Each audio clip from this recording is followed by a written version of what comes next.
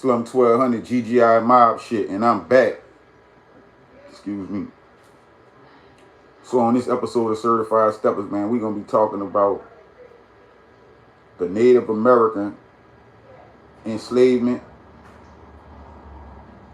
The, we're gonna be talking about the Native American enslavement, how they stole all our land, and how they reclassified us as black and Negroes. So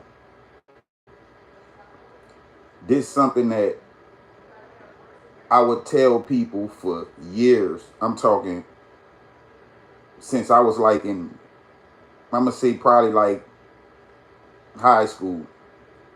I think this around the time I actually started to be more aware of the games and the tricks that they was playing. So my great grandmother, Lord rest her soul, she used to tell me a lot of stories about her father, which would be my great great grandfather. His name is Marshall Simon. You know what I'm saying? Long live my grandmother, my great grandmother, Madeline Simon, and long live her father, which would be my great great grandfather, Marshall Pop Simon. So my grandmother would tell me a lot of stories about how her dad was full-blooded Indian, and how all his family was Native American, and how they had all type of land in Vashti, Louisiana, and things like that. So she grew up in Vashti and New Orleans. So I'm assuming her mama, which would be my great great grandmother, mother probably was from the city, from New Orleans. And I know for sure her dad's side of the family was from Vashti, Louisiana. So they got my great great great I'm sorry, my great great grandmother married my great great grandfather. And I can't really say, well, I'm not gonna say I can't really say, because I know that my great great grandmother was actually Native American as well. Because I know none of us never came off the boat. And I've knew this for years. You feel me? And I've been called crazy, all type of stuff. I done had full-blown arguments with people behind this. You know what I'm saying? That almost led to fights. Just all type of stuff, because a lot of people, like, their mind was closed in the way they've been brought up. And the way they've been brought up, and the way that they cling on to tradition, it had them blind to what really was going on and what really took place. So I would do a lot of research on Egyptian history, just a lot of ancient history. You feel what I'm saying? But when you did a lot of research on American ancient history, it's like it wasn't as plentiful as a lot of other cultures' ancient history. You feel me? It's like American ancient history was like buried. You feel me? It's like they acted like only the Mayans actually had ancient history. You feel me? Well, that's what they throwed you off with. You feel me? But they would never really speak on a lot of things that was actually over here in America, in North America, which was the mounds. They had a lot of pyramids down over here. I actually was riding, coming back from Colorado, and pulled over to pick some cotton. And in the back of me, I'm gonna post a video. In the back of me, you can actually see pyramids. You know what I'm saying? So they took and destroyed a lot of stuff over here and rebuilt things on a lot of our ancient artifacts, and, you know what I'm saying, our monuments. You feel me? So it's like, now that everything is surfacing and everybody's starting to see that we actually are Native Americans, and how they duped us is just mind-blowing to me. Even when they get you with the job application and this, that, and the third, every time you check African American on anything you fill out, you playing on yourself, because you deny yourself access more and more to everything that they have to offer. And they know this. So that's why they implemented that. You feel what I'm saying? And people don't know no better, because a lot of people just go off what they was taught and how they was brought up. But me, I always looked the opposite way. You feel me? I was always curious and always asked questions and always did research on a lot of different things, and I read a lot. So that was the advantage I had over a lot of people that was around me and that I was brought up around, because I read. You feel me? I didn't have people look at me crazy from reading a book. Like, man, you reading a book? Like, yeah, I love reading books. But anyway, I'm gonna tell y'all a story. So one day, me and my brother, shout out to my brother B-Head, man. Me and my brother chilling in the project with my mom, smoking, chilling. And out the blue, I just tell my brother, man, let's go take a ride to Vassar. So my brother like, you serious, bro? I'm like, yeah, man, let's go take a ride to Vassar. Now, let me remind y'all, I never met this side of the family. I never met my great-great-grandfather's side of the family. I only heard stories about that side of the family. I've never met anyone from that side of the family. But I know that they from Vassar. So I got a direction to go in. We jump in my car, bam, put Vassar, Louisiana navigation system, roll us up a couple guards, we hit the highway, bam. We make it to Vassar. When we make it to Vassar, like I said, I never met nobody from that side of the family, so I really don't know where I'm going. I just know I'm going to Vassar, but I don't know which area in Vassar that they actually stay in. So they have this store. We riding down, I guess, this River Road or whatever. We riding down River Road or whatever that is. They have a little store. So I see I see an elderly man sitting in front of the store drinking a beer. So I tell my brother, man, I'm about to stop right here by him and ask him, do he know any Simons that stay out here in Vassar? So we pull by the store. I get out. I'm like, excuse me. I'm like, how you doing today, sir? He like, all right. So I'm like, man, you wouldn't happen to know any Simons that stay around here nowhere, huh? So he like, Simons? He like, yeah, man, the Simons all down Vassar Road back there. Man, the whole Vassar Road, all Simons. And he like, they all on the other side of Vassar, Vassar too. So I'm like, all right. He like, man, look, just go down to the to that corner down there, and when you get to the road down there, make a right. He like, and when you make that right, not the first block, but the block after that, on the left hand side is all Simons. It's their houses for the next 3 blocks. So I'm like, damn. I'm like, all right, bet that. So bam, we do what he said. Go down, we make the right. Now as we riding up the street, like, you know, the way the streets be made in the country, like it's the street. But if you try to pull off like how we have in the city to where we have a sidewalk, it's like a ditch. I guess for their water to run through for when they flood or whatever, however they do it. But they have like ditches on both sides. So if I try to turn around how I would do in the city, I will run off the road. So when we turn, we riding up the road. They have a woman and 2 kids in the street. Her churn ride, I guess she teaching her churn how to ride a bike or whatever. But then in the middle of the street, because like I said, they really don't have sidewalks like that. It's just grass and little creeks. So they actually have to play in the streets and stuff like that. So we ride, we come into the stop sign, I stop. So I'm like, how you doing today, man? I'm like, would you happen to know any Simons stay around here? So she was like, yeah. She was like, when you get to this corner, when you pass up this stop sign, see that blue house right there on the left hand side? That Simon's all the way down on that side of the street till you get down there by all the grass down there by the field. So I'm like, damn, my brother like, damn, bro, they got buku land, huh? So I'm like, all right, bam. I get out, I park the car, find, whoa, what's up, Paint? I find somewhere to park. Bam, me and my brother get out the car. We walk to the house where she told us to go at. I knock on the door, boom, boom, boom, boom, boom. Like, who is it? Tell her my name or whatever, tell her my grandfather name or whatever, my great-great-grandfather name or whatever. You know, who I am, and you know what I'm out here for, you know what I'm saying? This, that, and the third. Man, no, I'm lying. I'm sorry about that. When we pull up, they have a female going in the house that the lady telling us where they should start at. She like, the first blue house right there. After that blue house, everything on the left-hand side is all Simons for the next 3 blocks. So when I see the lady going in the house, the young woman going in the house, I park and knock on the door. She didn't open the door. She just looked out the blind. So I go to talking to her, introducing myself, telling her who my great-great-grandfather was, and woo whoop and this, that, and the third. So she was like, no, I don't know him, woo woo woo. So I'm like, well, excuse me. I'm like, would somebody older than you happen to be in the house? Somebody that's probably in like their 50s or their 60s? You feel what I'm saying? I'm like, because you know, you probably don't really don't know him. She look younger than me, so I know she probably, you know what I'm saying, don't really know my great-great-grandfather probably ain't never heard stories of him and his brothers, you know what I'm saying, and stuff like that. So she was like, all right, hold on. So I guess she went and told whoever was in the house who I was, and you know who I see my great-great-grandfather was, and this, that, and the third. And they probably told her, don't answer the door. Don't go back to the door. So she never returned to the door. So me and my brother sat there like 10 minutes.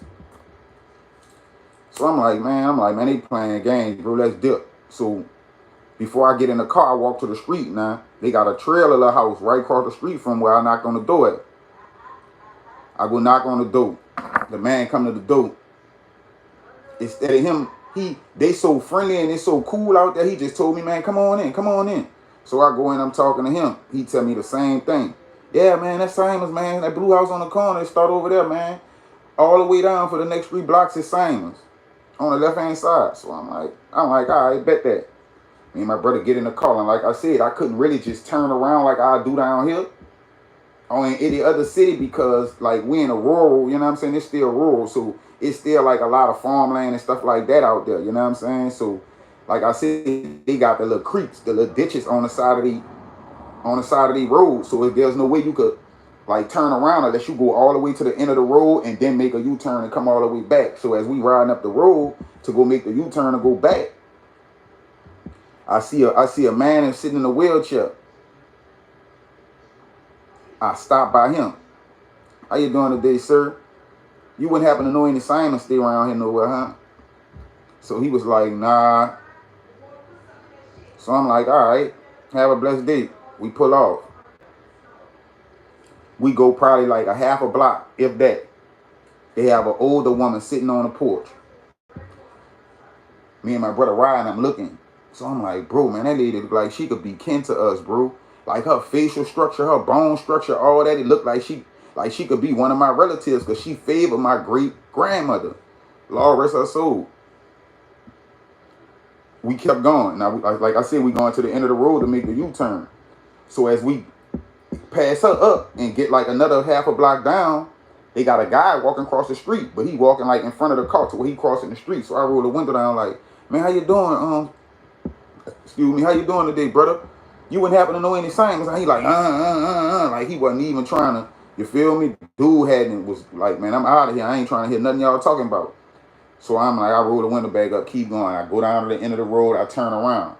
Now, as I'm coming back up the same street, the lady still sitting on the porch, we pass her up. Now, when we get back by the man in a wheelchair, they have a lady out here with him now. I guess he went, strolled up in his crib and told, or the lady probably was looking out the window, out the door or something, and saw her stop. And when she saw her stop and pull off, I think she came out and asked him, who was that?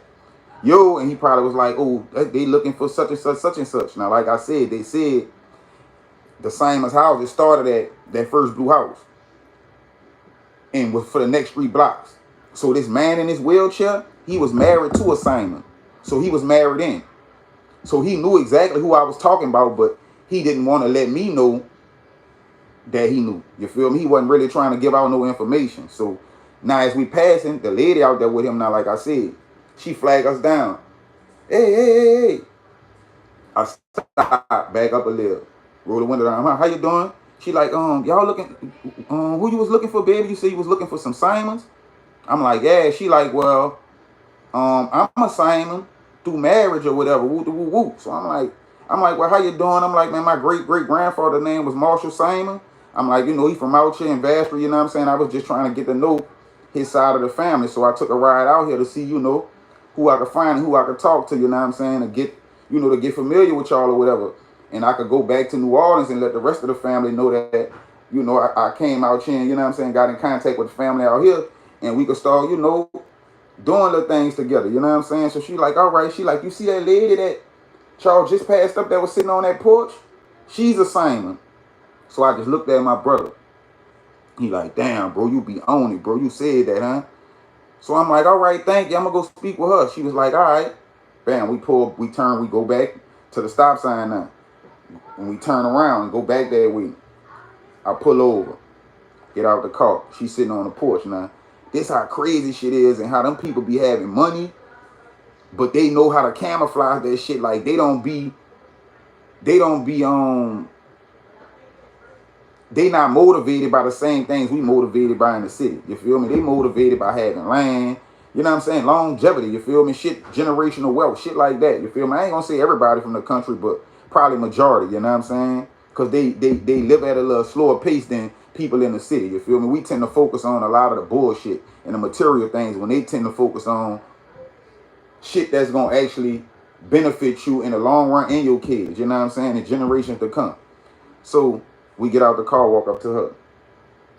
How you doing? She's sitting on the porch. How you doing? Now the house looked like a real shack from the outside. I'm talking about looked like a real dump. Man, we walk up on the porch. How you doing?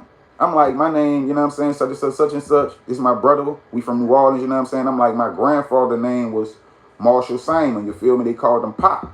You know what I'm saying? I'm like, you know, he got family out here. I'm like, but I never met none of them. So I was coming out here to try to get in contact with a lot of his family from out here. So she was like, yeah, that's my uncle. Like that. No, I think she said that was her. I think she did tell me that was her uncle. I think she did tell me that was her uncle. So I'm like, okay. I'm like, so was your daddy my Uncle Yan? She was like, yeah, Yan was my father. So I'm like, all right, bet. Now I remember my great grandmother telling me a lot about her dad and his brother Yan, telling me how they had a lot of land out there. She used to be saying rows. They had rows and rows and rows. I never knew what she was talking about at first, but then once I got into agriculture and started looking into a lot of things like that, I knew she was talking about rows of land. You feel me? Like stuff that they would be planting and, you know what I'm saying, harvesting and stuff like that. So we talking to her, whatever. And she was like, yeah, I've been down there to New Orleans. I came down there one Mardi Gras. She said it was some years back. She like, and I remember coming to her house on, I think they said it was Marlin Street or whatever. And my cousin was in the bed. She hadn't started getting sick. She was talking about my great grandmother Madeline. Long live my grandmother Madeline. So I knew she knew who I was, and she knew that we was family. You feel me? Let me trip y'all out. She said, y'all come on in. Man, we get in the house. This lady house laid out. I'm talking about this a whole renovated house. It's like she just told the people do the inside and don't worry about the outside. So it's like if you was breaking in houses or trying to do anything, you would never think that this lady even got nothing because of how the house looked on the outside. You feel me? So she basically got her shit cloaked to where it looked like shit on the outside, but on the inside it's a brand new house. Everything renovated. That shit modern day. You feel me? Up to date futuristic shit in there. And on the outside it looked like some 1980s, 90s type shit. Where you can see some of the black shit under the siding on the house and shit. So like the shit kind of like threw me for a loop, but I caught it. I'm like, yeah, she know what she doing. You feel me? So we get in the house. She give us sweet potato pie and shit. You know what I'm saying? Woo woo woo. So I called my grandmother, which is my great grandmother's daughter, my mama. Like, yeah, mama up here in Vacherie, me and B-Head. You know what I'm saying? We met, I forgot what she said her name was, but we like, I'm like, man, we talking to one of Uncle Yam's daughters right now. Cause she was like, oh yeah, I'm like, yeah. So I put my grandmother on the phone, they talking. So I tell my grandmother, I'm like, well, look, ma, I'm gonna get her number. So when we make it back to the city, I'm gonna call you and I'm gonna give you the number. And you can start calling and, you know, we could probably give a family reunion or whatever for everybody to meet each other, get acquainted with each other. So my grandmother like, all right. So she gave me her number. Me and my brother chill for like another 10, 15 minutes. I'm like, all right, we about to get back on the road to the city now that I got the number and we know where y'all at. You know, we probably come ride out here one weekend, me and, you know, some more people from the family, and start just coming out here and there, you know what I'm saying, getting acquainted with y'all. So she was like, okay, you do that. Make sure you give my grandmother your number when you get back. Ooh. I'm like, all right. So, man, we leave. Make it back to the city. Call my grandma. This the number, man. Woo woo woo. So the next day, my grandmother called. Called me back. Was like, you sure that's the right number? Because it said the number was disconnected. So I'm like, hey, she gave me the number. I wrote it down. I mean, I put it in my phone and then I repeated the number back to her to make sure that it was the correct number. So my grandmother like, nah, that number not in service. So I'm like, man, that's crazy. So me and my brother, I tell my brother, I'm like, bro, I say, I think that she think that I came out there on some trying to inherit some land type shit. Because I was told that my grandfather had a lot of land out there, but he got sick. He caught a stroke or something out there trying to continue to, maintain his farm, his land or whatever. And he couldn't do it. So he caught a stroke and he wasn't taking care of him out there. So he had to come down here. And, my grandmother had to take care of him. And my grandmother was number like 13 years old. You feel me? Her mama had them passed. So she had to take care of her daddy, you feel me? Stop going to school or whatever. So my grandmother told me that that side of the family wasn't trying to do nothing to help her with her dad. So that led me to believe, after she gave the wrong number, that like my grandmother really wasn't lying. I know she wasn't lying anyway, but it just put me on to my grandfather we must have rights to some of the land out there. You feel me? It must be some type of way my grandfather's name still connected to a lot of that land. So in her mind, she thinking I'm coming out there on some trying to inherit shit when I really wasn't. I really was coming out there so we could get to know that side of the family and we could start hooking up and doing shit, you know what I'm saying? Like a family's supposed to do, you feel me? Because I feel like all us supposed to know our origin. Like all us supposed to know our family, you know what I'm saying? And it just be crazy to me that some people be that greedy and that low down and that spiteful that they'll keep you away from things that's rightfully yours. So I'm telling my brother, man, she must have thought that I was coming out there on some, like trying to inherit some shit. But I wasn't. But then the shit pissed me off what she did. So now I'm on that. You feel me? Because I know rightfully we can inherit a lot of that shit out there. Because this lady sit there and told me that these 3 blocks on the left-hand side was all their land. She like, all this behind the houses back here, that's all our land. She like, you see all that way down there where all them roads at? That's all our land right there too. And she like, we on the other side of Vassar too. So I'm like, man, they got all this land out here and we down here man. Like, we down here really hurting. You feel what I'm saying? Like, we down here paying Excuse me, but if the shoe was on the other foot, they wouldn't have never been struggling like that. You feel me? Because I would have made sure that the land would have been divided equally between both sides of the family. You feel me? Now, if y'all want to come out here and stay in Vassar, that's totally up to y'all. If y'all want to sell whatever land y'all have the rights to, that's totally up to y'all. But I'm going to make sure y'all get what's rightfully y'all's. You feel me? And it's crazy that people be having all this land that you can't take with you when you die. When you die, you know where that land going if it don't go back to your family and it don't get divided between the family? The state going to take that shit. And it's going to be theirs. So who would you rather have it? Would you rather save your family for generations to come? Or would you rather the state take it and none of your family don't ever see it? Am I tripping for thinking like that? Come on, man, make it make sense. You feel me? But now you got me on that type of time to where now I'm going out of my way to find my great grandmother's maiden name. I already got everything on my great grandfather. You feel me? I'm in the process of working in Kingside with that, going right to Vassar, trying to obtain his debt records or whatever information I could get from him out there from the clerk of courts. And I'm actually in the process of, working some stuff out down here in civil court with the clerk of courts, trying to, get his debt records or whatever, because he died down here, but he was born in Vassar. So I actually have 2 sides to, what's up, bro? 2 different cities to go, rip and run through their courthouses to try to find what I could find. Because Ancestry not going to get it. They not going to give you what you really need. You feel me? Ancestry is a big old lie too. Because they going to tell you have everything in your DNA besides what's really in your DNA. You know what I'm saying? They're going to tell you 1% Native American when that's a lie. I'm full-blooded. My whole fam.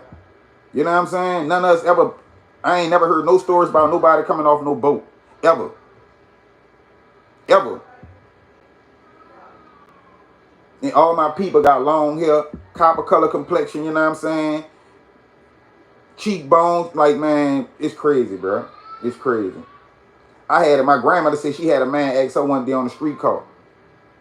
Not my great grandmother, My grandmother. She said she on the streetcar coming from work one day because she used to work at Children's Hospital up there on Old Henry Clay. So she coming from work, and the man asks her, excuse me, and she like, this was a Caucasian man. She said, damn, that's crazy, bro. Just you and your pop, son. No bill. That's what's up, brother. But she said that a Caucasian man asked her, excuse me, and she said the man wasn't disrespectful at all or nothing. She said the man asked her in the politest way, excuse me, ma'am, but you wouldn't happen to be a Cherokee Indian, huh? So my grandmother, like, she felt some type of way because, like I said, a lot of people be ignorant to their origin, you know what I'm saying? Which my grandmother knew of Pop, and she knew certain things that her mama told her, but I don't think she ever really took too much of that into consideration. You feel me? She just was going off what the state was telling her. You feel me? Or what the America was telling her, that you black and you came from Africa. They was going with that story. But my great grandmother, she wasn't having none of that. Like, my grandmother wasn't doing none of that shit they talking about. She was strictly on the old law, like her pops taught her. You feel me? Anything other than that was uncivilized with her. That's how she was coming. So she said a man told her, nah, I'm not being disrespectful or nothing, but it's like the way your cheekbones made and your hair and just how your facial structure is. She like, you remind me of a Native American Indian. So my grandma, like, she never really paid no mind to what the man said till like 2-3 years ago. And we, my grandmother was just out the blue, just talked to me about it one day. And she was like, now I know that man really knew what he was talking about. I'm like, yeah, man, they be knowing more than we know. They hid everything from us. You feel me? Like they said, you want to hide something from a nigga, put it in a book. And ain't too many niggas really picking up no books. You feel me? The only reason a lot of niggas learning about their origin now is because of the internet. They don't got to pick up a book. They could just look at a video. You feel me? But all this information been out there. Been out there. It's crazy, man. But y'all need to look into that, man. Look into your origin, man. Don't just go off what they telling you is. Dive into it, man. Do your own research. Do your own homework. And find out your true origin, man. Slum1200 GGI Mob shit, man. Y'all get in that comment section. Hit that like button. Make sure them notifications turned on. And hit that subscribe button and stay plugged. GGI Mob shit.